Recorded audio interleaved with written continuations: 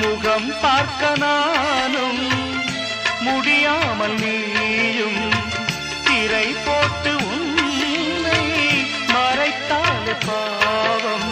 ஒரு முறையேனும் திருமுகம் காணும் வரம் தர வேண்டும். எனக்கு அது போதும் என்னை சேர.